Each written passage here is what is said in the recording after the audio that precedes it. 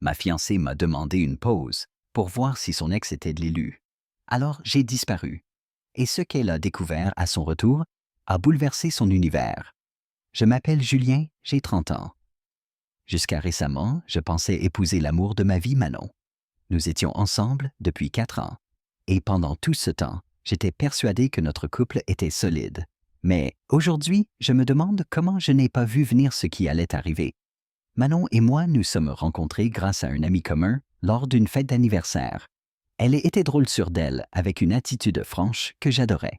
J'avais déjà eu des histoires, mais jamais je n'avais ressenti une telle connexion. Très vite, on s'est installés ensemble après un an. Tout semblait naturel, comme si nous étions parfaitement alignés sur toute carrière mariage, fonder une famille un jour. Elle était graphiste freelance, moi je travaillais dans le marketing, nos emplois du temps collaient bien. Ce n'était pas la vie la plus extravagante, mais elle était belle. On parlait mariage depuis un moment, mais c'est seulement l'an dernier que j'ai fait ma demande. Rien d'extravagant, juste un dîner tranquille à la maison, juste nous deux. Manon semblait ravie. Elle a pleuré, m'a serré dans ses bras et a dit oui. Ce soir-là, on a commencé à planifier notre avenir, un mariage à l'automne. Une petite liste d'invités, un lieu cosy au bord d'un lac. Tout semblait se mettre en place. Du moins, c'est ce que je croyais. Les premiers signaux d'alarme n'étaient pas flagrants. C'étaient de petites fissures discrètes que j'ai ignorées, ne voulant pas trop y penser. Par exemple, l'enthousiasme de Manon pour l'organisation du mariage a commencé à s'estomper après quelques mois. Au début, elle était à fond m'envoyant des tableaux Pinterest, défilant des robes de mariée, me demandant si je préférais des tulipes ou des roses pour les centres de table. Puis, tout s'est arrêté. Mais Sam, je lui demandais, « Tu as choisi tes demoiselles d'honneur. » Elle esquivait toujours. « Pas encore, j'y réfléchis encore. » Pareil pour la robe, le gâteau, la musique. Chaque décision sur laquelle on s'était emballé devenait soudain un truc à reporter. « On a le temps, me disait-elle. » Comme si le mariage était devenu secondaire. À l'époque, je me suis dit que c'était juste du stress. Organiser un mariage, c'est prenant. Non? En plus, Manon avait beaucoup de boulot. Je pensais qu'elle finirait par revenir à elle-même. Ce que je n'avais pas compris, c'est que ce manque d'entrain ne concernait pas le mariage, mais nous deux. La vraie claque est arrivée un soir alors qu'on était avec des amis. Quelqu'un a lancé ce jeu TikTok stupide où l'on pose des questions personnelles et tout le monde doit garder son sérieux. Bien sûr, tout le monde juge en silence. Tout allait bien jusqu'à la question. Si tu pouvais revivre une relation, ce serait laquelle? Sans réfléchir, Manon a dit « Oh, sans doute Adrien. » Comme ça. Adrien, son ex de la fac, celui qui l'avait trompé. Dès qu'elle a dit ça, le silence s'est installé. Elle a ri nerveusement, a tenté de rattraper. Enfin, c'est pas que je voudrais vraiment revivre ça. C'est juste que ça a compté pour moi. J'ai eu envie de la confronter sur le moment, mais on était avec des amis, alors j'ai laissé couler. Plus tard, seul, je lui ai demandé. C'était quoi cette histoire avec Adrien? Pourquoi tu voudrais revivre cette relation? Elle a haussé les épaules, comme si ce n'était rien. C'est un jeu idiot, Julien. Ne prends pas ça au sérieux. Elle a souri et a changé de sujet. Je n'ai pas insisté, je ne voulais pas lancer une dispute pour un truc qui pouvait être anodin. Mais au fond, ça m'a marqué. Après ça, son comportement est devenu de plus en plus difficile à ignorer. Elle était souvent sur son téléphone, un petit sourire en coin en regardant ses messages. Elle trouvait des excuses vagues pour ne pas traîner ensemble ou annulait des plans à la dernière minute. Désolé, j'ai trop de boulot ce soir ou j'ai promis à maman Hélène de lui rendre visite ce week-end. Ce n'était pas vraiment suspect, mais tout s'accumulait. J'avais l'impression de ne plus être sa priorité. Puis, il y a eu ce vendredi soir qui a tout changé. Je suis rentré plus tôt du travail à Paris, impatient de passer la soirée avec Manon. Je pensais qu'on commanderait à manger et qu'on regarderait une série ensemble. Une soirée tranquille. Quand je suis entré, je sentais que l'ambiance n'allait pas. Elle était assise sur le canapé, l'ordinateur portable sur les genoux, mais elle ne travaillait pas. Elle fixait l'écran complètement ailleurs. « Salut, je suis rentré, ai-je lancé pour briser la glace? » Déjà, a-t-elle répondu comme si c'était une mauvaise nouvelle. J'ai fait comme si de rien n'était. Suis allé à la cuisine préparer le dîner, mais le silence était pesant. D'habitude, elle me demandait comment s'était passée ma journée, me racontait la sienne, mais là rien.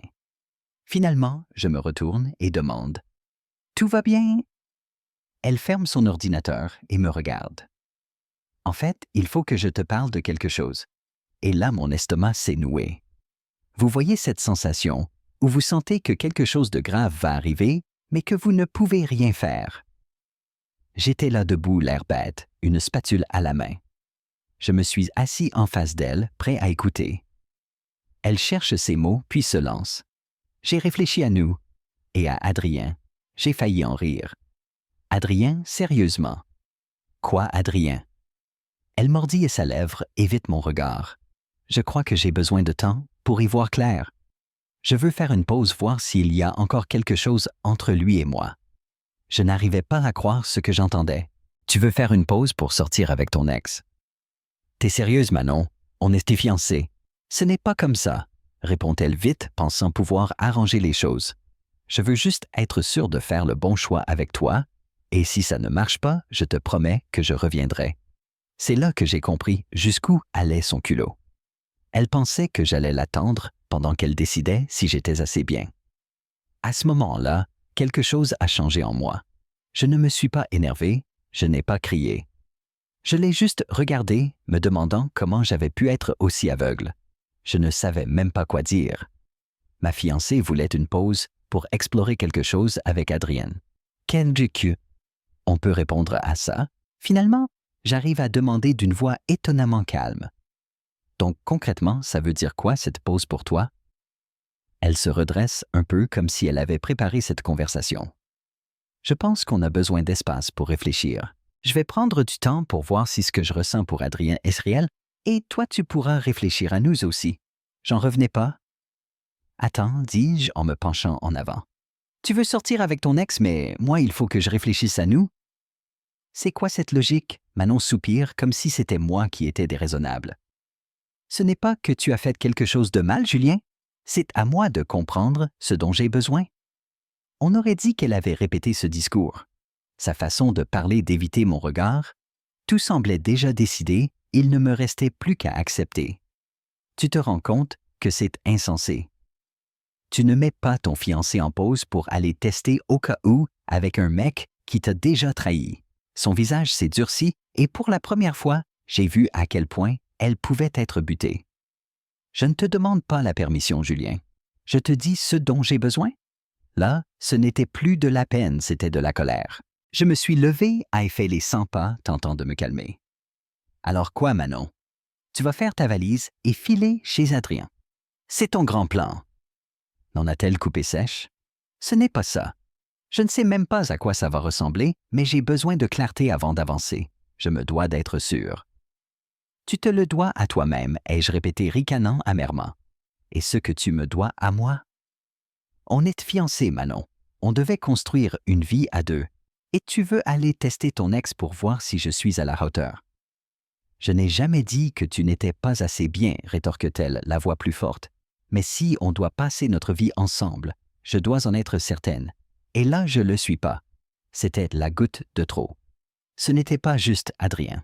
C'était qu'elle doutait de moi après 4 ans, après tous nos projets. Elle ne se rendait même pas compte à quel point sa demande était absurde et blessante. Elle pensait que c'était raisonnable, que j'allais juste attendre pendant qu'elle résolvait ses petits délires. Je me suis arrêté, je l'ai vraiment regardé. Tu sais quoi? OK, prends ta pause.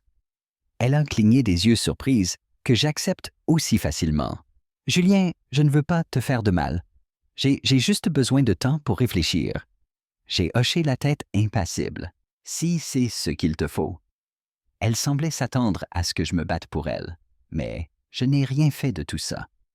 Elle s'est levée, a pris son ordi marmonné. Je vais rester chez maman Hélène quelques jours. Ce n'est pas définitif. On reparlera quand j'aurai pris du recul. D'accord, ai-je dit simplement. Elle est partie dans la chambre, j'entendais les bruits de valise.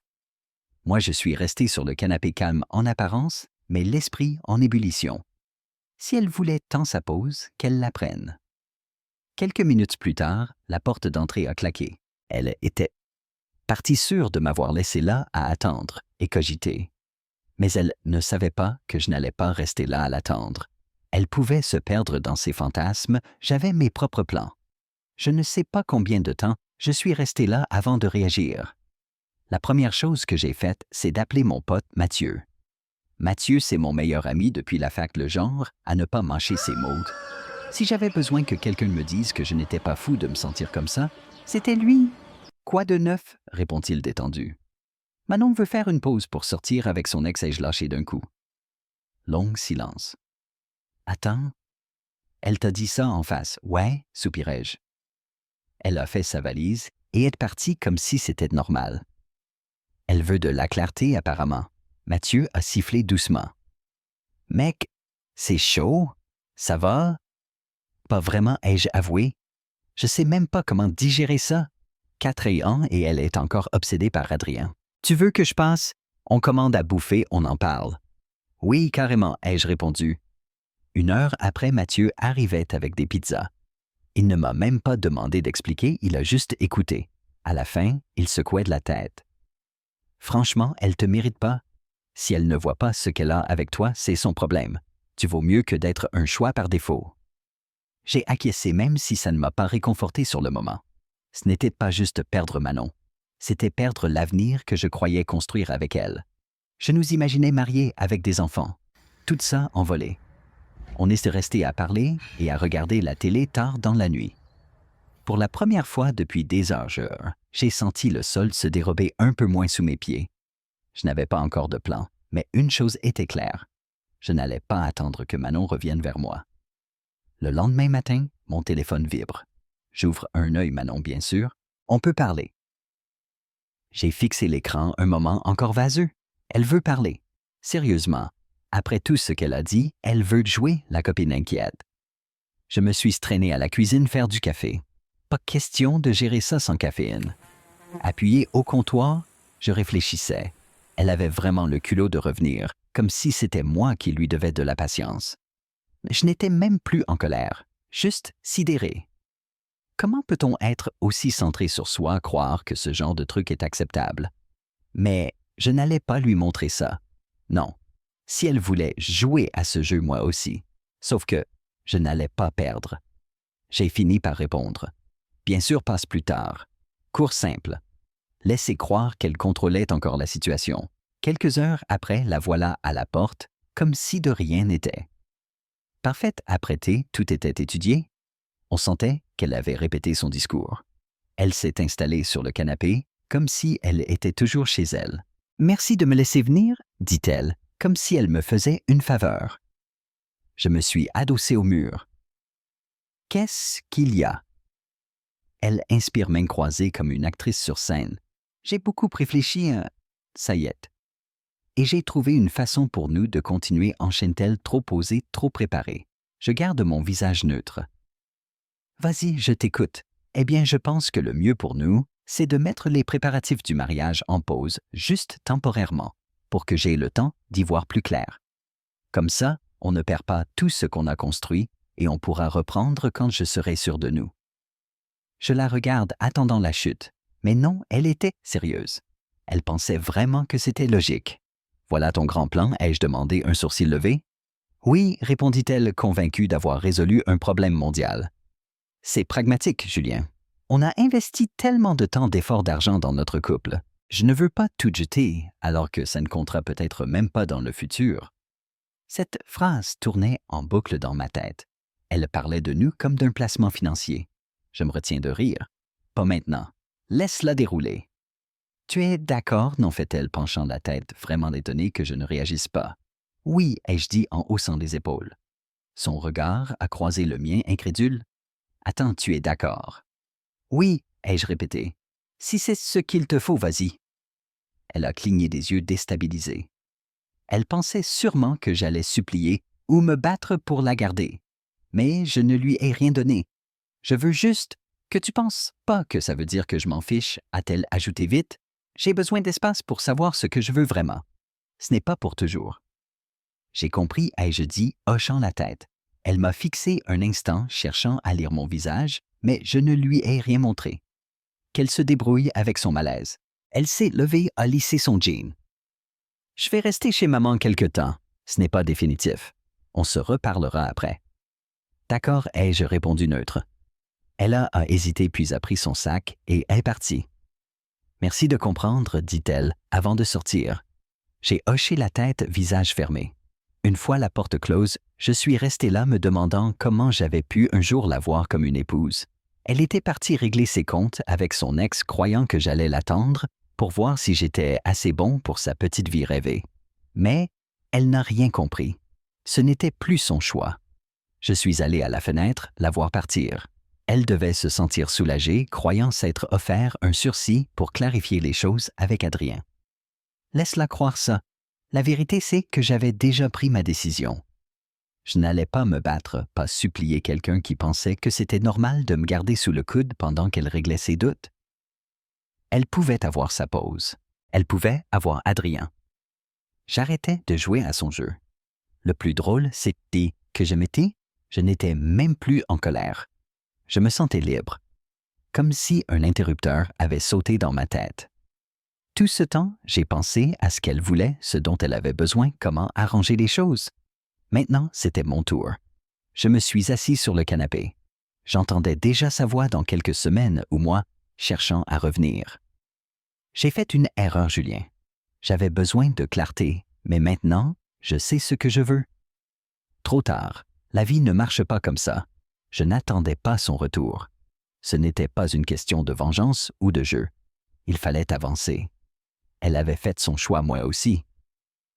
La semaine suivante, j'ai mis les choses en marche. Ce n'était pas par vengeance.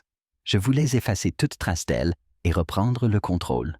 J'ai commencé par le mariage, j'ai pris mon ordinateur et tout annulé. Salle, photographe, traiteur, tout. Certains à compter étaient perdus, mais peu importe. Ce n'était pas une question d'argent, c'était clore ce chapitre. En envoyant les mails, je souriais. Elle pensait sûrement que je pleurais chez moi, attendant qu'elle réalise que je valais mieux qu'Adrien. Elle n'avait aucune idée que je l'effaçais de ma vie mail après mail. Ensuite, la maison. Manon avait toujours agi comme si c'était notre maison. Elle choisissait les couleurs râlées sur les coussins, insistait pour ces rideaux horribles du salon. Mais ce qu'elle n'a jamais compris, c'est que la maison était à moi. Mon nom sur l'acte, mon argent dans le prêt. J'ai appelé mon pote Mathieu, qui m'a mis en contact avec un agent immobilier. En quelques jours, j'avais les papiers pour la mettre en vente. Mon plan était simple, vendre, passer à autre chose, laisser Manon sans rien à quoi revenir. Elle voulait de l'espace pour se trouver, parfait qu'elle recommence de zéro. Un détail presque jouissif, Manon avait tout laissé derrière elle.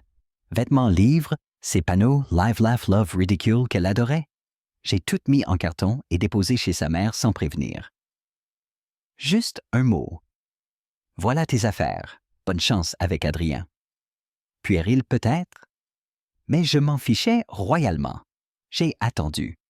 Comme prévu une semaine plus tard, mon téléphone a vibré. C'était elle. On peut parler, faut qu'on mette les choses à plat. J'ai éclaté de rire. Elle avait dû réaliser que son rêve avec Adrien n'était pas si rose. Je voulais voir la suite. Passe demain, ai-je répondu. Le lendemain, elle est arrivée et son visage valait de l'or.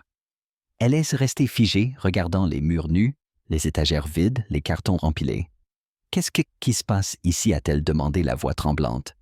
« Je vends de la maison » ai-je dit comme à un voisin adossé au comptoir. Elle est restée bouche bée. « Tu vends notre maison » ?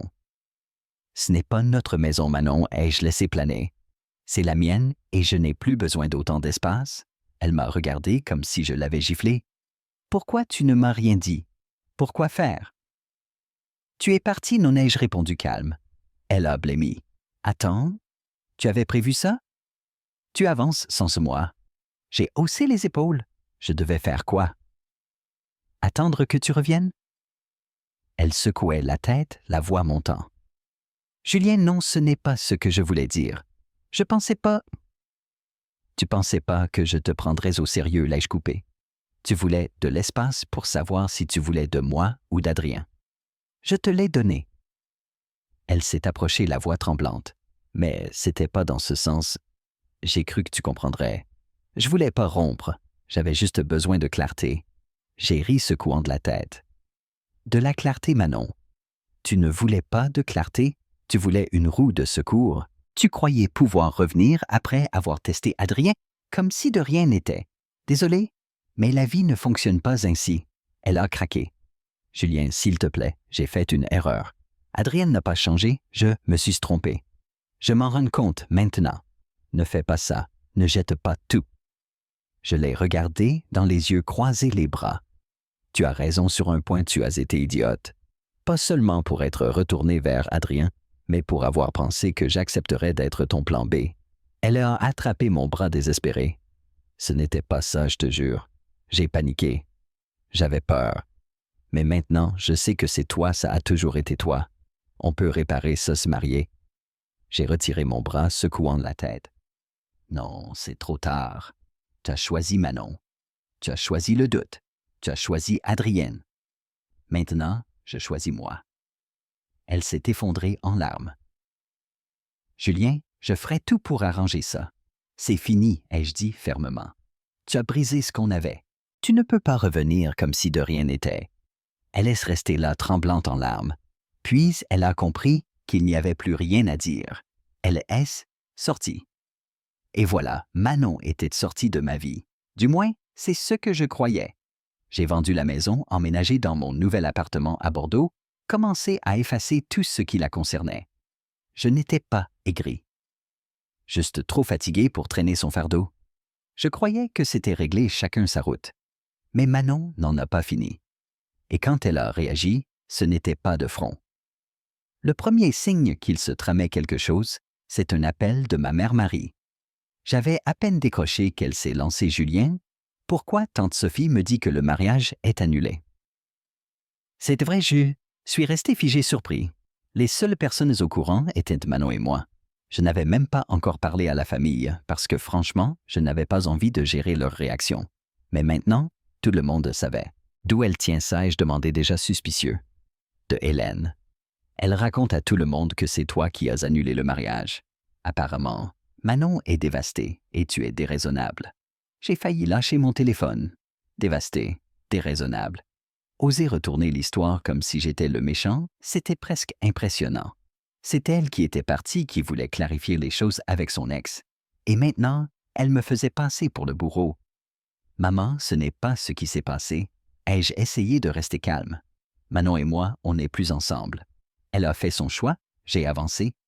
Eh bien, tu devrais t'expliquer, a-t-elle insisté un ton sec. La moitié de la famille en parle, et tout le monde croit que tu l'as planté. Faire du damage control, voilà où on en était. Non seulement Manon s'était immiscée dans les conversations familiales, mais elle se faisait passer pour la victime. J'aurais dû laisser couler. Mais quand plus tard dans la journée, mon patron m'a appelé, j'ai compris que ce n'était plus seulement une histoire de famille. « Salut Julien, je voulais prendre des nouvelles », a-t-il dit prudemment. « Un ami à moi m'a dit que ton ex traverse une période difficile et elle aurait parlé de toi. Mon ex parlait de moi. Au travail. Elle n'a rien précisé, mais tu sais comment les rumeurs vont vite. Je voulais juste m'assurer que ça ne te perturbe pas. » J'ai serré la mâchoire.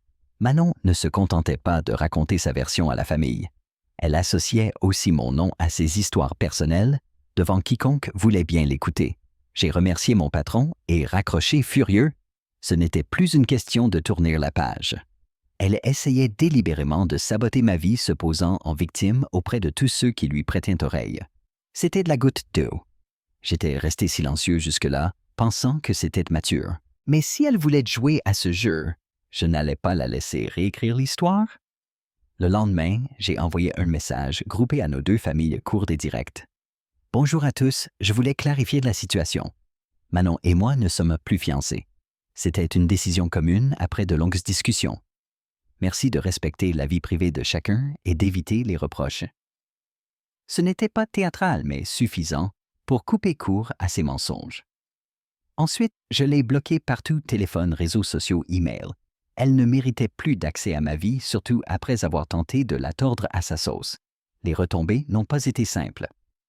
Ma mère n'a pas adoré la manière dont j'ai géré ça, et quelques proches murmuraient que je gâchais une belle histoire. Mais je savais la vérité, ça me suffisait. Mon ex-fiancée ne m'a montré qu'une chose, à quel point elle ne respectait pas notre histoire. Si elle m'a appris quelque chose, c'est que j'ai bien fait de couper court. C'est là que j'ai vraiment posé mes limites. La bloquer, c'était comme couper le courant d'une machine à drame qui tournait depuis des semaines. Ce n'était pas seulement pour la faire taire, c'était pour retrouver la paix. La première chose que j'ai faite, c'est reprendre la main sur le récit. Les gens adorent combler les blancs quand on se tait. J'avais laissé trop de place à Manon pour inventer son histoire. J'ai donc appelé les personnes qui contiennent pour moi mes amis proches, mes frères et sœurs, ma mère. J'ai tout expliqué sans fioriture. Écoute, maman, je n'ai pas jeté une belle histoire. Elle m'a quitté pour son ex, c'est aussi simple que ça. J'ai essayé d'être correct, mais elle se fait passer pour la victime. Je ne la laisserai pas salir mon nom.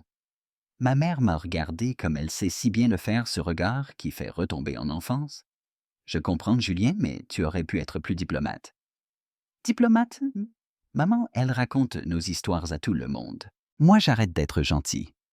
Ça la fait réfléchir. Elle a soupiré. Je veux juste que tu sois heureux. Laisse-la derrière toi. À partir de là, j'ai décidé de couper court à toutes les rumeurs où qu'elles naissaient. Si quelqu'un parlait de Manon, je répondais simplement. Ça n'a pas marché. Ce n'est pas celle que je croyais. Point. La plupart captaient le message. Mais certains, comme mon cousin Paul, lors d'un barbecue, insistaient. On m'a dit que tu as laissé Manon tomber. C'est quoi le vrai? Je l'ai fixé abasourdi. Tu te trompes, Paul. C'est elle qui m'a quitté pour réfléchir avec son ex. Si tu veux tout savoir, demande-lui. Je ne joue pas à ce jeu-là. Il a vite lâché l'affaire. En plus de nettoyer le chaos social, j'ai aussi dû gérer le boulot. Heureusement, mon patron a été cool. Je lui ai expliqué en privé, assurant que ça ne perturberait pas mon travail. Il a acquiescé. Je me doutais qu'il y avait autre chose. Garde la tête haute, laisse couler. Mais Manon n'avait pas fini de semer la zizanie. Une semaine plus tard, j'ai reçu un mail d'une amie commune, Claire. Elle ne prenait pas parti, mais voulait m'avertir. « Salut Julien, je pense que tu devrais savoir que Manon poste des choses en ligne. Rien de méchant, mais c'est évident qu'elle parle de toi. Juste pour que tu sois au courant. J'ai vérifié. Effectivement, Manon postait des citations passives-agressives sur la trahison, le cœur brisé. Genre, certains jettent des diamants pour courir après des cailloux. Très subtil. Au début, j'ai eu envie de répondre, de la confronter. Puis je me suis ravisé. Pourquoi me rabaisser à ça? Elle voulait une réaction, je ne lui en donnerai pas. J'ai signalé ses posts pour harcèlement et suis passé à autre chose. C'est là que j'ai compris que je ne devais plus rien à personne, ni à elle, ni à quiconque. Ma vie n'était pas un forum public où elle pouvait se défouler. Un soir, autour d'un verre avec mon pote Lucas, il m'a dit un truc qui m'est resté. « Mec, tu as évité une balle. Imagine si tout ça sortait après le mariage. Tu t'en sors bien. » Il avait raison. Aussi douloureux que ça ait été rompre avec Manon avant de se marier, c'était la meilleure chose qui pouvait m'arriver. Ce n'était pas seulement éviter le drame. Être avec elle m'empêchait de voir ce que je voulais vraiment, une partenaire qui me soutient, pas quelqu'un qui me lâche au premier coup dur. Au bout de quelques mois, les bêtises de Manon se sont estompées. Les gens sont passés à autre chose, moi aussi. La famille n'en parlait plus. Les rumeurs au boulot se sont tues, ses posts sur Internet ont fini par disparaître. Comme si elle avait compris qu'elle ne pouvait plus tirer de la sympathie de cette histoire. J'aimerais dire que je lui ai pardonné, mais honnêtement, ce n'est pas le cas. Et c'est très bien comme ça. On n'a pas besoin de tout pardonner pour avancer. Je ne la déteste pas. Je m'en fiche, tout simplement. La vraie fermeture, c'est quand j'ai compris que je n'attendais plus ni excuses, ni reconnaissance. Je vis pour moi, pas pour l'approbation des autres. Alors si j'ai un message à faire passer, c'est que parfois, les décisions les plus difficiles sont celles qui vous sauvent. Couper les ponts avec Manon n'a pas été facile, mais c'était nécessaire. Ça m'a appris à écouter mon instinct, à me respecter, à ne jamais accepter moins que ce que je mérite. Avec le recul, je ne regrette rien. Je vais mieux mentalement, émotionnellement, même physiquement. La vie est trop courte pour la gaspiller avec des gens qui ne vous valorisent pas. Et si j'ai appris quelque chose, c'est ceci. La meilleure vengeance, ce n'est pas de se venger, c'est de bien vivre. Et sur ces mots, ce chapitre de ma vie est officiellement clos.